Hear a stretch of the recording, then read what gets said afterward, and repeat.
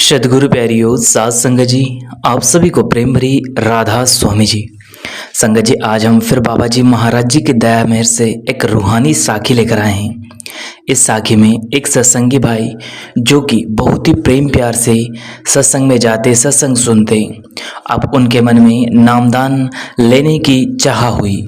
उन्होंने सोचा कि क्यों ना मैं मेजर सेंटर पर जाकर बाबा जी महाराज जी की दया मेहर से नामदान ले लूं, क्योंकि उनके मन में ख्याल था और यह ख्याल हम कई संगतों के मन में भी चलता रहता है कि पता नहीं कौन सी श्वास हमारी आखिरी श्वास होगी।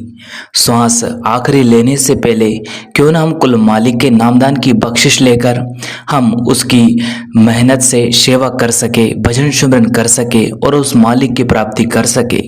यह विरह, यह तड़प ना जाने कितने करोड़ों लोगों में से कोई विरले लोगों के मन में उठती है।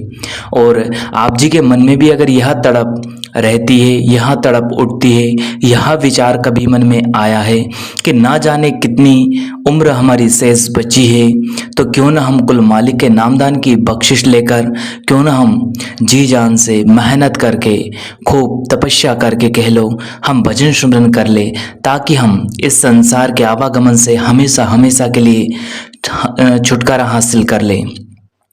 संगत जी, जब यह विरह हमारे मन में उठने लगती है तो मानो अब उस मालिक ने हमें याद किया है, यानी कि अब हमारा समय उस मालिक से मिलने का आ चुका है।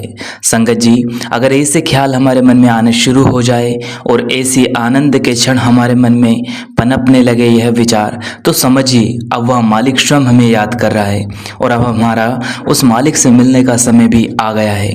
बस कोशिश करना है कि जिस तरह से, जिस विरह से हमारे मन में तड़प जागृत हुई है, उसी तरह से जब मालिक के नामदान की बख्शिश हो जाए तो भजन सुमरन भी उसी चाह से, उसी उम्मीद से और उसी लगन से हमें करना है।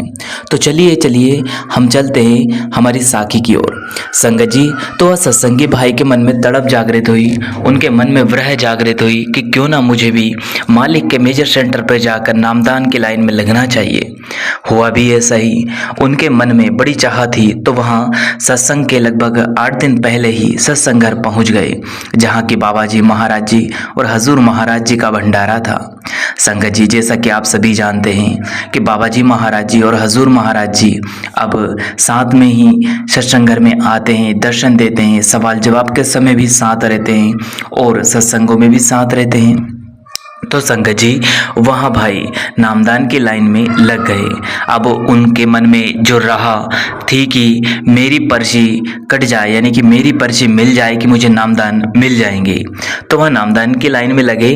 तो सबसे पहले तो उनसे इतने मुश्किल मुश्किल सवाल और जवाब पूछे कि पूछो मत। उनका मन घबरा सा गया, उनके मन में बेचैनी सी होने लगी, ना जाने वह मालिक मुझे नामदान की पर्ची देंगे या फिर नहीं।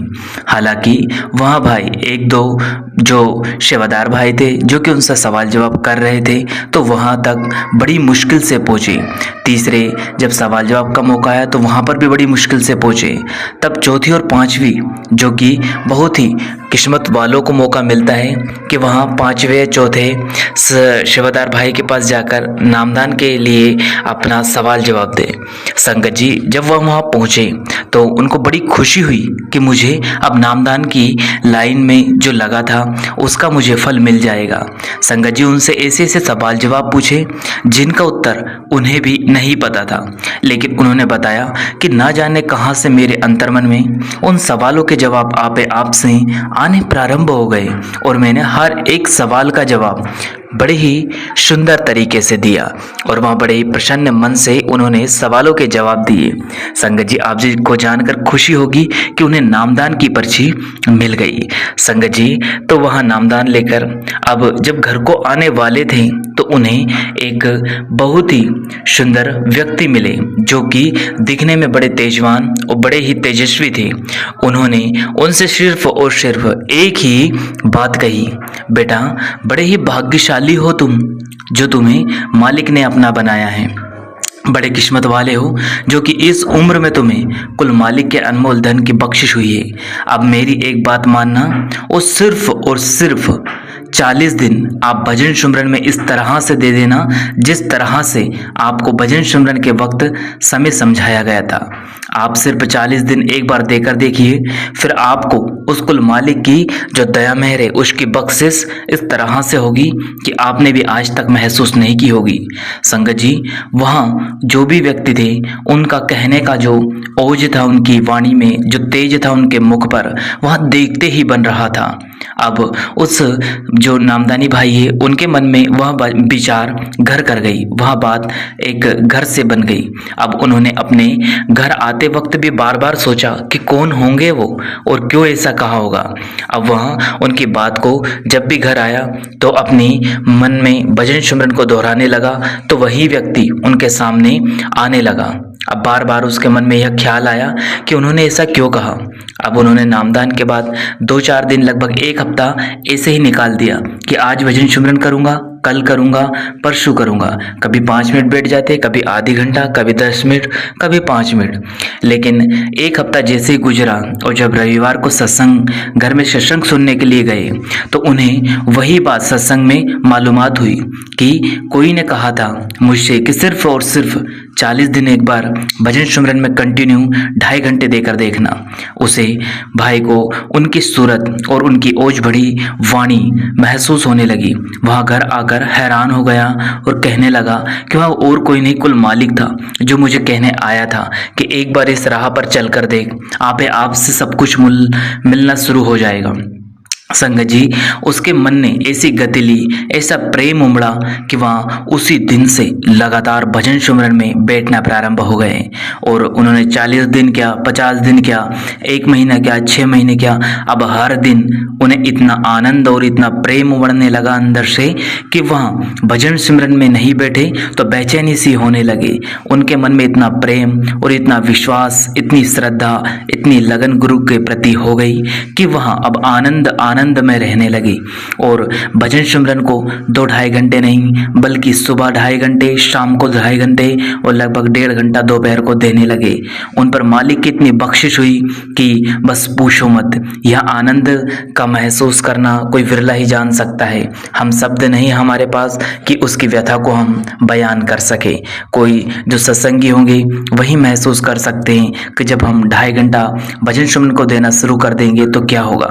तो संगत जी, मेरी आप सभी से यही विनती है, जितने भी अभी ब्यावरा सत्संग घर जो कि मध्य प्रदेश में हजूर महाराज जी ने नामदान की बख्शिश जिन संगत भाइयों को की है, वह सभी एक बार जरूर कोशिश करें अपने मन को एक स्थान पर ले जाकर अपने आप को, स्वयं को शांत रखें और भजन सुमरन में लग जाएं।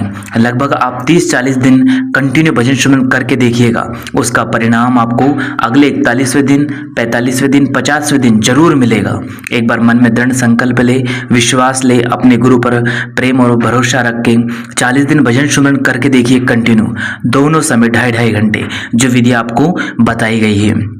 संगत जी, उसके बाद देखिए आपकी जिंदगी में नया परिवर्तन होगा। वैसे तो जिस दिन नामदान मिलता है उस दिन से हमारा नया जीवन प्रारंभ हो जाता है।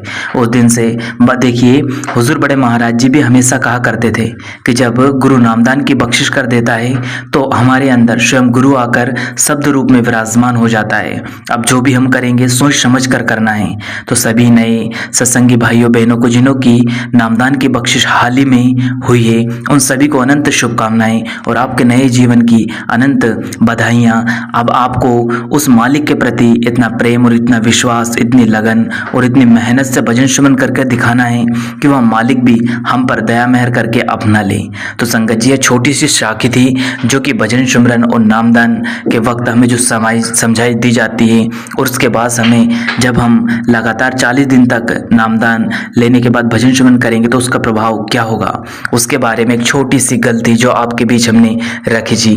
यह वीडियो आपको अगर पसंद आए तो एक बार आप अपने मन में यह संकल्प ले कि हमें 40 दिन तक भजन सुमरन कंटिन्यू करना है, उसके बाद देखना कितना प्रभाव होगा। तो संगत जी, हम आशा करते हैं कि आपको यह वीडियो ज़रूर पसंद आया होगा। अगर वीडियो पसंद आया हो तो यूट्यूब चैनल को सब्सक्राइब करें, बेल आइकन को ऑल पे प्रेस कर ले और बेल आइकन को ऑल पे प्रेस करके कमेंट बॉक्स में राधा स्वामी करके वीडियो को जरूर शेयर कर दे। इसी के साथ अपनी वाणी को हम विराम देते हैं। फिर मिलेंगे आपसे किसी और वीडियो में। तब तक आप जी अपना और अपनों का ध्यान रखें। अंत में आप सभी को प्रेम भरी राधा स्वामी जी। शुक्रिया, टेक केयर, धन्यवाद। राधा स्वामी जी।